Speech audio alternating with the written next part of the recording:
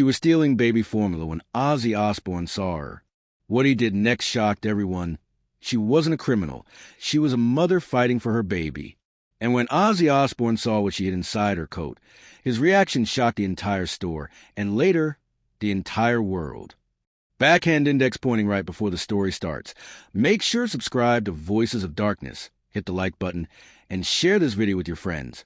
The automatic doors of Silver Mart slid open with that familiar metallic sigh, letting in a rush of cold January wind. Ozzy Osbourne stepped inside, pulling his long black coat tighter around himself. IT wasn't often a rock legend went out alone, but tonight he insisted. He needed a break from noise, from cameras, from the world that worshipped him yet rarely gave him peace. That a quiet late-night grocery run was perfect, or so he thought. He grabbed a small shopping basket and started down the aisles, humming a soft, almost haunting melody under his breath. A tune he'd been working on for weeks. Something about pain, survival, and the strange tenderness hidden inside broken people. Then he saw her at IT first. She looked like just another tired shopper, a young woman in a faded hoodie, jeans scruffed at the knees, sneakers worn almost to the sole. But something in the air around her felt wrong. She wasn't shopping. She was watching. Watching the workers. Watching the cameras. Watching the customers. Her movements were sharp, nervous, like a deer caught between hunger and fear. Ozzy slowed down. The woman pushed a small cart, but there was nothing in it except a blanket. A baby blanket. Pink. Soft. Worn from too many washes. Then she moved toward the infant aisle. Ozzy couldn't explain it, but something inside him tugged hard. A strange gut feeling. The same instinct that had written some of his greatest songs. A whisper of compassion. A pull toward hurt souls. He followed her quietly, keeping distance. She stood in front of the baby formula shelf, her hand trembling heavily. She picked up the smallest can, not the expensive brand, not the premium one, just the cheapest formula the store carried. She looked at the price tag. Her shoulders shook. She swallowed hard. Then she glanced around and slipped the formula under her hoodie. Ozzy exhaled, eyes widening slightly. She wasn't a thief. She was a mother, a desperate one. He stepped back, hiding behind the cereal display as she hurried away, clutching her hoodie as if holding her whole world in it. But then a loud voice thundered across the aisle. "Ma'am, stop right there." The store's night manager, a tall, heavy man with a stiff belt and a badge, stormed toward her. She froze. Ozzy saw her lips part in terror. Please? I, she stuttered. "Empty your coat," the manager barked. She shook her head desperately. Her eyes filled with tears so fast it was as if she'd been holding them back for days. I don't have money.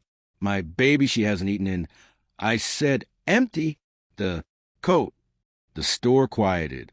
Shoppers stared. Phones came out, ready to record humiliation. Ozzy's jaw clenched. The woman slowly unzipped her hoodie with shaking fingers. The can of formula rolled onto the floor and she broke. She fell to her knees, hands covering her face. "I'm sorry. I'm so sorry. I just needed to feed her. My baby is sick. Please." The manager smirked. "Sorry doesn't cut it. You're coming with me." "The police? Oi." The voice that cut through the aisle was deep, old, and unmistakably British. Every head turned. Ozzy Osbourne stepped forward. The manager blinked. Shoppers gasped. Someone whispered, "Is that really Ozzy?" Ozzy walked slowly to the kneeling woman, his boots tapping against the white linoleum. He bent down beside her, gently, like he was approaching a wounded animal. Her face was red, wet with tears, half hidden behind trembling fingers. Ozzy placed a hand on her shaking shoulder. "Love," he said softly. "Stand up?" She looked up at him, eyes wide in disbelief. "Oh, Ozzy Osbourne," she whispered, horrified, ashamed, overwhelmed. He gave a tiny smile. "Last time I checked." She stood, still crying, still terrified. The manager folded his arms arrogantly. "Sir, this woman attempted theft. I have to detain." Ozzy held up a single finger, silencing him. "Did you hear her?" he said, voice low but cutting. "She didn't steal to make money. She stole to keep a baby alive. That's not my problem. It bloody well is." Ozzy snapped, stepping closer. "Tonight, it's your problem. Tonight, it's everyone's problem." The store fell silent. The legend had spoken. Then Ozzy turned to the woman again. "What's your name, love?" "Lily," she whispered. "Lily Harper." "How old is your little one, Lily?" 6 months, she said, voice cracking. "Her name is Mia." Ozzy closed his eyes for a moment, a slow, pained blink. Then he looked at the manager. "I'll be paying for that formula," he said firmly, "and everything else she needs." "You can't. I'm Ozzy Osbourne," he said, eyes narrowing. "I can do whatever the hell I want." The store erupted in quiet, breathless shock. But the story wasn't over. Not even close. Because that night, Ozzy wouldn't just buy one can of formula. He wouldn't just pay for groceries. He wouldn't just stop a mother from being arrested. He was about to change her life forever, and the world would soon know why. Lily Harper stood frozen, her breath shaking in short panic bursts. Her fingers kept curling and uncurling, like her body didn't know whether to run or collapse again. The entire store watched in stunned silence, all eyes on her, and the rock legend standing beside her like a guardian she never asked for. Ozzy Osbourne took a slow, steadying breath. "Come on, love," he said gently. "Let's get you sorted." He bent down, picked up a falling can of formula, brushed dust off it, and placed it back into her trembling hands. Lily stared at it as though she was holding hope itself. I'm sorry," she whispered again, voice breaking. "I didn't want to do this. I swear, She swallowed hard. "My baby hasn't had real formula in 2 days."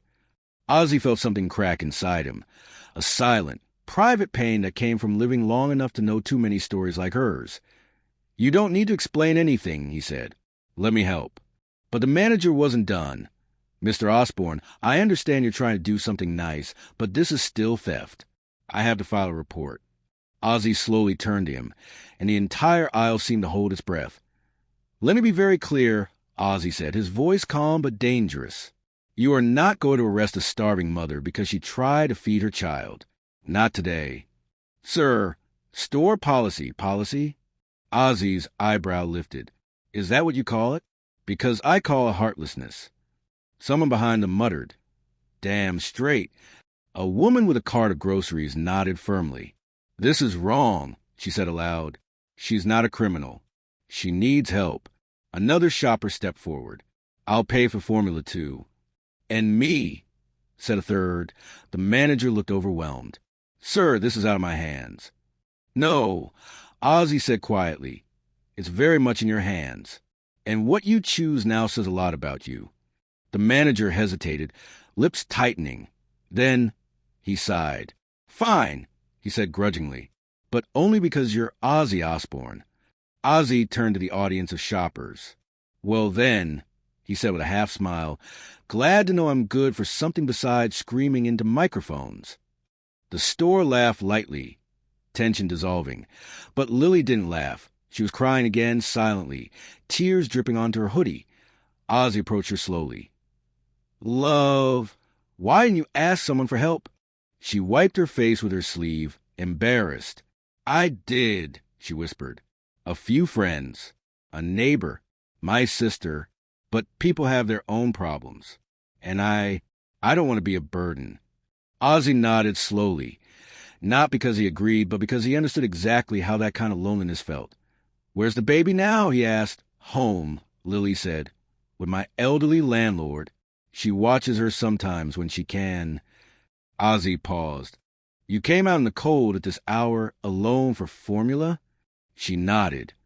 "Because if Mia doesn't eat tonight," her voice cracked, "I don't know what will happen." That was all Ozzy needed to hear. He motioned her gently. "Follow me." They walked toward the front registers, and Ozzy began placing items into the cart. Not one, not two, but everything a struggling mother could possibly need. Formula, baby wipes, diapers, bottles, medicine, cereal, cans of food, fresh produce, a small blanket he thought looked warm, and Lily stood there stunned. "Ozzy, this is too much." "I can't accept—" "Yes, you can," he said firmly. "And you will, because this is what people are supposed to do. We look after each other." But he turned to her, placing a hand over his heart. "I'm not saving you," he said softly. "I'm helping you stand until you can save yourself." Lily's lip trembled again. She didn't argue. She couldn't at the register. Ozzy pulled out his black card. The young cashier nearly fainted from excitement. She scanned everything with shaky hands. "That'll be," she swallowed. "Actually, it doesn't matter what it'll be. Thank you for doing this, sir." Ozzy winked. "Don't thank me. Thank her. She survived long enough to get here." When they walked outside, the cold air hit Lily like a slap, but she didn't shiver this time, maybe because she was still in shock. Ozzy placed the bags into the trunk of her old, beat-up car. The paint was peeling, one door handle missing, and the back seat covered in baby blankets and empty bottle liners. He closed the trunk and turned to her. "Let me drive behind you," he said.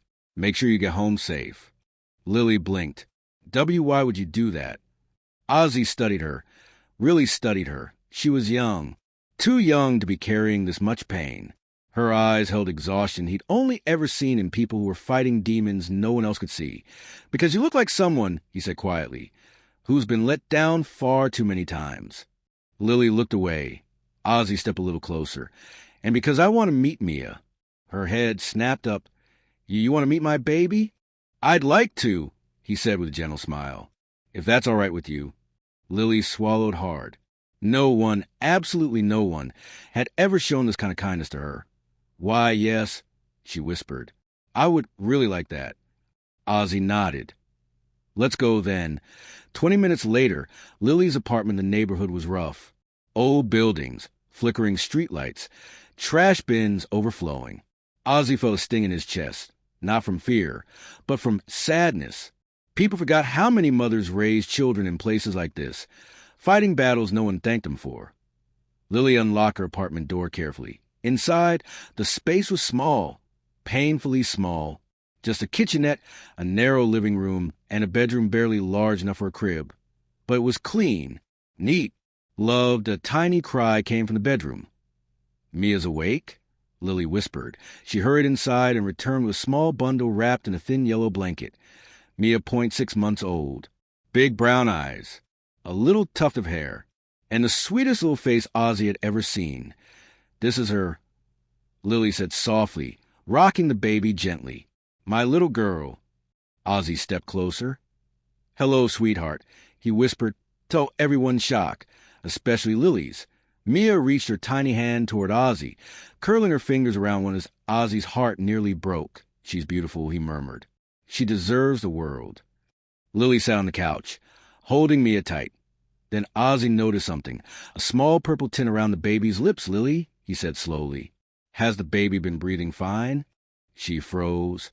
"There was some wheezing earlier," she whispered, "and she's been sleeping more than normal." I didn't want to panic. I thought maybe she was cold or tired. Ozzy's face darkened with worry. Love, she might be dehydrated or weak from not eating. He gently touched Mia's forehead. "Warm.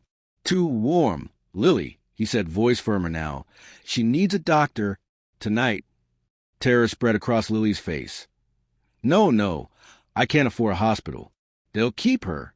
They'll ask questions. They'll think I'm unfit." Ozzy knelt in front of her. "Look at me," he said softly. She looked down at him, eyes shining with fear. "No one is taking your baby away," Ozzy assured her. "I'll be with you. I'll cover everything. But we need to go. Now." Lily's arms tightened protectively around Mia. "Okay," she whispered. "Okay, let's go." Ozzy helped her to her feet as they stepped outside toward the car. Mia whimpered softly, a fragile little sound that carried more fear than any scream could. Ozzy opened the car door for them. "Hold her close," he told Lily. "We'll get her help." But Lily didn't move.